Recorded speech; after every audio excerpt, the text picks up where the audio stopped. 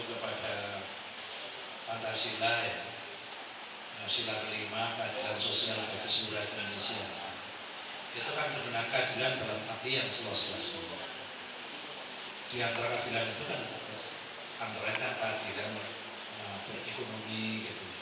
Kita tidak melarang orang kaya sekali, silakan aja kapan dia berhasil dalam berekonomi.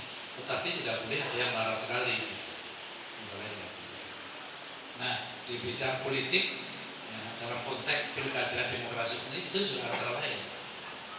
Semua warga negara harus diberikan peluang yang selebar-lebarnya, bukan pintu selebar-lebarnya untuk ikut berkompetisi, baik itu tingkat bupati, wali kota, gubernur maupun presiden Republik Indonesia.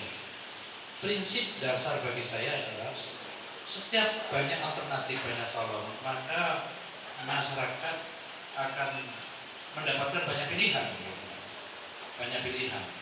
Nah, dengan banyak pilihan maka partisipasi masyarakat juga akan meningkat.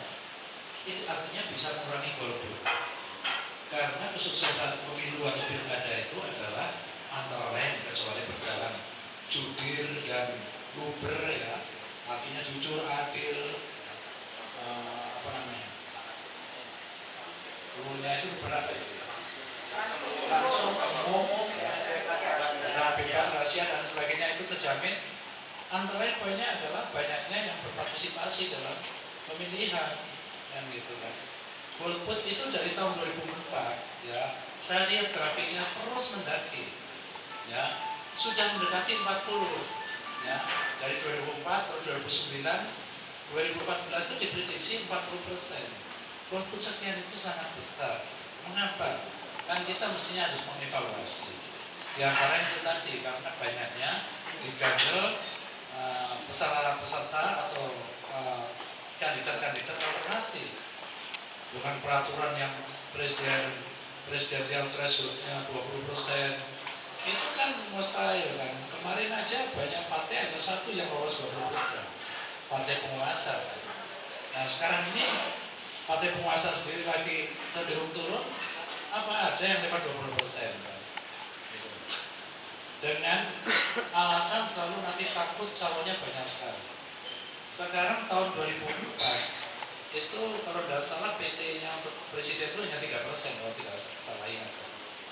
Itu hanya 5 calonnya, ya kan? Untuk republik sebesarnya apa kebanyakan kalau 5 kan nggak juga. Ya tetapi kalau 20 kan bisa diartikan itu menyumbat hak pencalonan orang-orang tertentu, terutama orang-orang yang tidak mempunyai partai atau partai kecil. Nah begitu juga di dalam konteks pilkada Jawa Timur. Lolosnya Kofifa itu menjadi bagian penting di dalam demokrasi di Jawa Timur. Karena Kofifa itu pernah nyalonkan gitu. Artinya dari semua aspek persyaratannya itu memenuhi. Nah sekarang sudah jalan, sudah memenuhi, tiba-tiba ada masalah seperti itu. Ya apakah itu membelot atau itu dibelotkan saya tidak ngerti ya. Dua partai politik itu tadi kan mungkin sama saya juga, Bumi juga kan. Tapi saya kan tidak mau karena itu tadi. Kalau saya sudah dukung orang terus apapun alasannya saya belok tanpa sebab yang kuat kan artinya saya ini orangnya nggak konsisten dan tidak beretika. Nah dengan masuknya Bu Kofifa, maka partisipasi masyarakat Jawa Timur pasti akan besar sekali. Sebaliknya saya memprediksi kalau Kofifa tidak ikut pilkada, pasti golput Jawa Timur akan besar sekali. Itu kerugian demokrasi.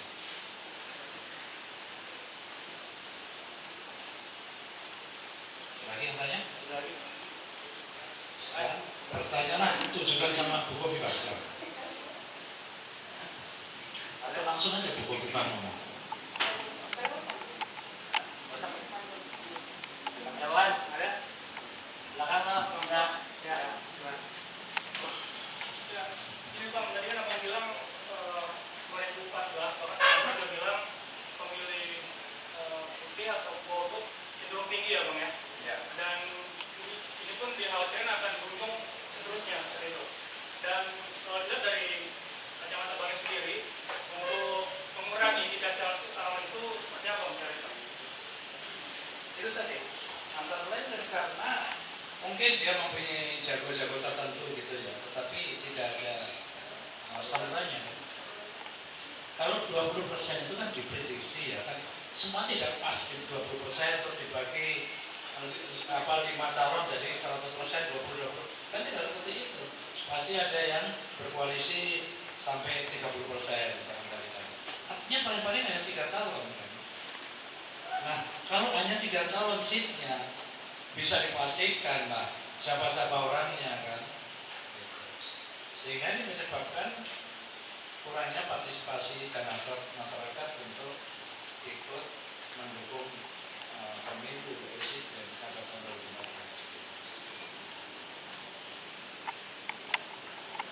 2014. Sekali lagi saya yakinkan ya, seorang calon ya, biar Anda daftarkan banyak sekali, nanti pada saat-saat resminya dia akan tahu dia layak atau tidak. Kalau dia tidak layak terus itu artinya kebangetan kan ya. Nanti akan susul sendiri. Yaitu sebagai contoh yang ekstrim dan sudah terjadi kan. 3% hanya 5 calonnya. Ingat ya, calon pasangan Amin Rais dengan Pak Sis, terus Bu Mega dengan Pak Sis, terus Pak Wiranto dengan Ursula, terus Pak Ansahas dengan Agung, SBY, JK, hanya 5. Ya kan gitu. Artinya ada kata sekitar 5% mungkin atau 7% itu kan juga nggak akan lebih dari itu menurut saya. Dan itu amat baik di negara yang besar ya, rakyatnya itu nomor 4 di dunia, jumlahnya, karyanya sih kagak.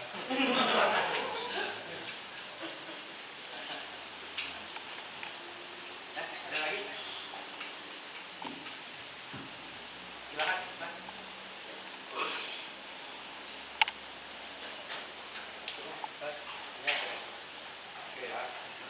Kalau cukup nggak usah dipaksakan lah. Artinya Anda sudah mengerti. Terima kasih. Ya. Semoga kita terus menjelang pemilu ini. Saya pikir media ini begitu penting perannya. Aku amat yakin ya, orang itu bisa jadi gubernur karena media, orang bisa jadi bupati karena media, orang jadi presiden juga sama. Jadi peran Anda itu sangat strategis dan amat menentukan. Sekarang tinggal kalian giring kemana? Ya, giring pemain apa namanya ya? Pemain pencitraan, ya, suka ngapel atau suka apa? Aku nggak ngerti lah ya. Itu tergantung kalian saja. Menurut saya, media harus menggiring seorang tokoh yang benar-benar bisa dipertanggungjawabkan. Karena begini loh, pemimpin itu kan bukan berteori-teori, bukan. Ini adalah barang praktis, barang praktek. Negara mempunyai masalah yang sangat complicated seperti ini di era yang gila-gilaan, masyarakatnya lagi liar seperti ini. Menurut saya tidak mudah memimpinnya. Bayangkan saya jadi gubernur 10 tahun, presidennya ganti 5 kali. Kan bayangin aja, itu makanya Bapak belum gak karuan negeri ini kan. Untung gubernurnya nggak ganti-ganti kan. Tapi masa suruh jadi gubernur terus gak ganti-gantinya gitu. Cuma presiden saya lewati. Jadi saya merasakan bagaimana sulitnya memimpin di era seperti ini. Seorang pemimpin mesti track record-nya jelas itu, perjalanannya apa, pernah jadi apa dia, pernah menyelesaikan kasus apa, teruji di mana dia, kan gitu. Baru diserai satu tugas dan tanggung jawab besar volumenya, besar sebetulnya. Dan dia tiap kali membuat keputusan, masalah ini dia kenali dengan cepat. Kalau tidak tahu dia panggil pakarnya, ini apa ini? Begitu tahu, tentukan solusinya, apapun risikonya. Gitu. Pasti ada risikonya, tidak boleh jadi. Manajemen kayak gini, manajemen pertempuran nyerang sasaran, medan, cuaca, posisi musuh seperti ini. Kalau saya frontal,